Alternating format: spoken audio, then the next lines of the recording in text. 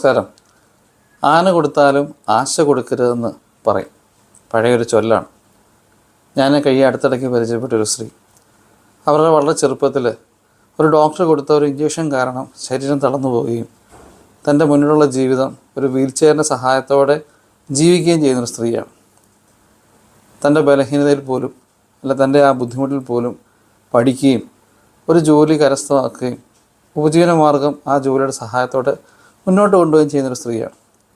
ഈ സ്ത്രീയുടെ ജീവിതത്തിൽ സംഭവിച്ച വളരെ വലിയൊരു ചതിയാണ് ഞാൻ നിങ്ങളോട് സംസാരിക്കുന്നത്. ഇവർ പറയുന്നത് വളരെ യാദൃശ്ചികമായി ഈ സ്ത്രീയെ പരിചയപ്പെട്ട ഒരു വ്യക്തി, ആ സ്ത്രീയുടെ കൂട്ടുകാരിക്ക് ഉണ്ടായ ഒരു ബുദ്ധിമുട്ടിന് ആ സ്ത്രീയെ വേറെ ആളുടെ നമ്പറിൽ നിന്ന്, ആ കൂട്ടുകാരുടെ ഒരു ഫ്രണ്ടിൻ്റെ നമ്പറിൽ നിന്ന് കോൺടാക്റ്റ് ചെയ്യുകയും ഒരു കാര്യം ഈ സ്ത്രീയോട് വിളിച്ച് പറയുകയും ചെയ്തു. അതിനുശേഷം ഈ കൂട്ടുകാരന് ഈ സ്ത്രീയെ സ്ഥിരമായി വിളിക്കുകയും